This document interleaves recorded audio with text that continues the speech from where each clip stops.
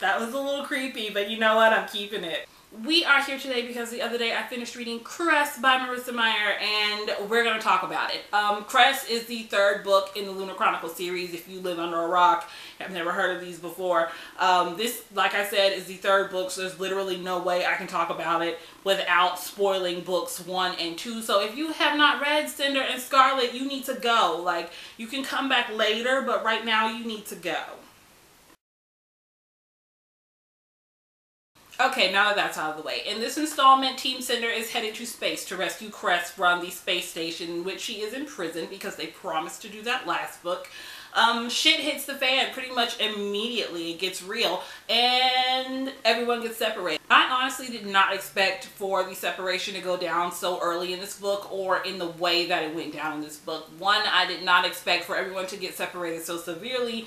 Two, the teams that I thought were going to be formed once everyone got separated, completely and totally different than what actually happened. I 100% was expecting for Cinder to be the one to get kidnapped to Luna and for the rest of the book to happen to where Team Cinder was going to kind of formulate a plan and go to Luna and rescue her, and then Prince Kai / Emperor Kai, because he's king now. Emperor Kai was going to escape New Beijing and come to space and help them save her and, you know, kick the ass on the way. That has been my Kai fantasy since like book 1, by the way, that he just sneaks out of New Beijing in the middle of the night, gets on a spaceship, and goes to join Cinder in space. None of that happened. I have a question. I have a very quick question. Why do we keep letting people shoot Wolf? Like, he gets shot all the time. It's like he has a magnet in his body that just attracts bullets. Like, I want y'all to stop shooting Wolf for 5 minutes. Like, petition to not shoot Wolf anymore. Like, hashtag don't shoot Wolf 2K15. And then we have Cress and Thorn lost in the desert. Thorn is temporarily blind, which completely and totally messed me up. I did not expect that to happen at all. But there's a very subtle irony. 1, to the fact that Thorn is blind. 2, to the fact that they're the ones that get lost in the desert. That just 100% thrills me. Cress is set up to be a damsel in distress. It's a thing. It's even referenced in the books. No one fight me on this because it's true. She spends a whole lot of time fantasizing about being rescued, mostly by Thorn, from the space station and, you know, going and escaping down to Earth. But when that happens and they do escape to Earth, she ends up being the one to take care of his ass because he's blind. It's not funny, but like, it's so ironic. Like, it's so ironic. There's even a line somewhere in this book, I cannot find it, and I'm suddenly stricken with the realization of why everyone tabs their books up with like those little sticky notes things. So guess who's going to the store tomorrow to get her some sticky notes? That would be me. There's a line in here somewhere about Cress realizing, suddenly she realized that she's not a damsel anymore, and she like takes on her own sense of agency, and she starts, you know, kicking ass in her own right and not waiting on someone, you know, come save her. So good. It's hashtag feminism, hashtag female empowerment. There are going to be a lot of hashtags in this video. I'm sorry, I don't know what came over me.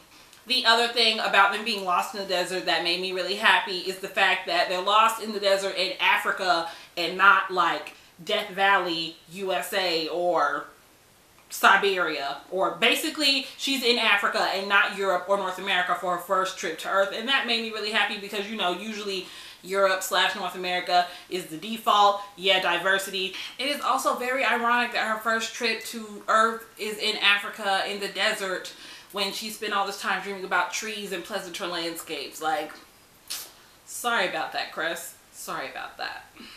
Why is Thorn my favorite character? Like, raise your hand if Thorn is one of your favorite characters. Like this video if Thorn is one of your favorite characters, because I love him.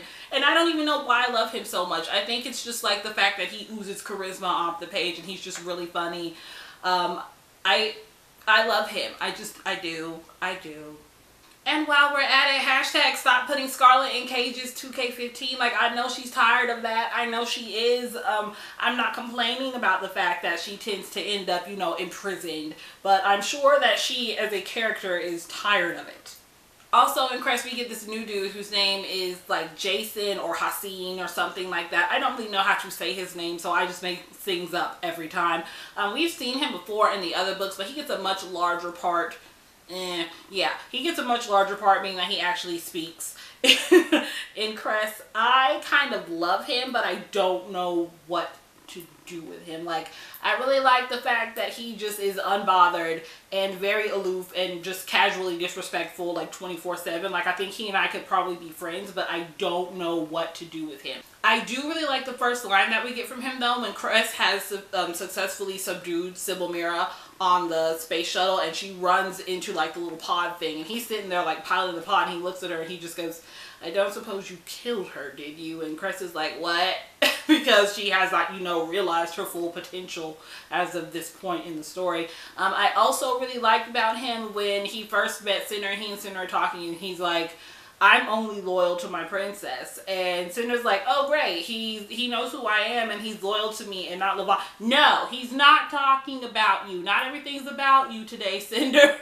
Like, no, baby, no. Speaking thereof, I'm seriously a fan of the way Marissa Meyer is basically setting him up to be, or in my mind, from what it looks like from here, she's basically setting him up to be a huntsman type of character with respect to Winter and the Snow White and the Huntsman legend, story, fairy tale, myth, whatever it is that you feel like calling it today. Like, yeah, I'm here for that. Like, I'm assuming that based off of the general formula for these books, since he's like the bro companion to like the Snow White character of Winter, and the next book is called Winter, that he's going to have a much bigger role in the next book.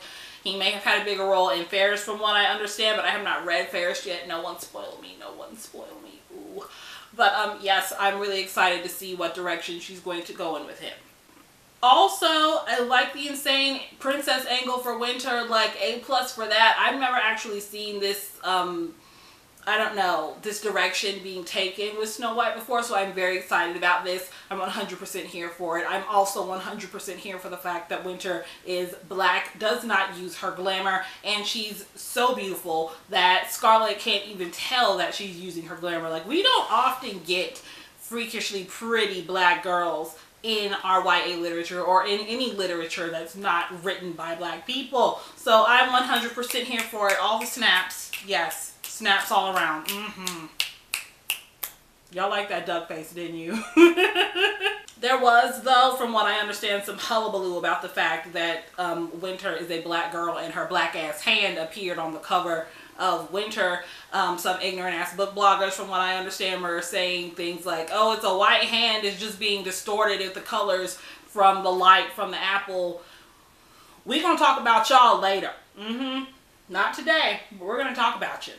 Oh, but seriously, the thing that made me like the happiest in this book is Eco got a body. I'm so excited about the fact that Eco got a body, as you can tell by that like weird little dance that I just did. Like, I was so happy when Darla showed up because I knew it in my heart that that was going to be Eco's body, because she's always wanted an escort body, and all of a sudden we have an escort droid. What's going on? I love the fact that she has braids, and I love the fact that her braids are blue, and in my head she looks exactly like Brenda from Friday. And now she looks like Brenda from Friday, and you're mine too. You're welcome. No, but seriously, that made me so happy. Like, please imagine Eco just like running around space, diddy bopping with her little thickums escort droid body. It just makes me warm. It makes me feel warm inside. I don't know. Does anyone else really like the name Channery? Because I really like the name Channery. I'm thinking I'm going to name at least one kid Channery if I'm ever cursed with children. Or I could just name one of my sister's kids Channery. If she won't let me put that on the birth certificate, then I'm just gonna call it Channery anyway, so she might as well just let me name it that. I don't know. Why do Lunars have all the cool names? Like, all the names in these books that I like are Lunar names. Like, I really like Channery and Amory and Zaev. I like Sage and I like Winter as a name. Like, the list goes ever on and on of Lunars with cool ass names. Y'all can keep Will Charleston though. Keep him far, far away. Little devil child. Y'all already know that I gave this 5 out of 5 stars. Like, we would not have been ranting here for the last however long if I was not painfully in love with this book. If you do not like Cress or the Lunar Chronicles, I would 100% would like to know why. Purely for academic purposes, I'm just curious. If you do like Cress and the Lunar Chronicles, you know, let's fangirl about it down below in the box. Or we can fanchild about it, because that's like fangirling, only gender neutral. If there's something that you think that I might have missed in this talk and you want to talk about it, I want to talk about it too. Leave me a comment, let me know what it was, and you know what, we're going to chat. We're going to chat. In the meantime, you can find links in the box below to my review on Book-Monger for this book, to this book on Goodreads, and for a lot of other junk, like all the other places that I hang out at on the internet. Feel free to follow me, like me, stalk, well, not stalk me, whatever all the other internet terms are, subscribe, all that junk. You just do that. Just have you a clicking good time down there. Until next time.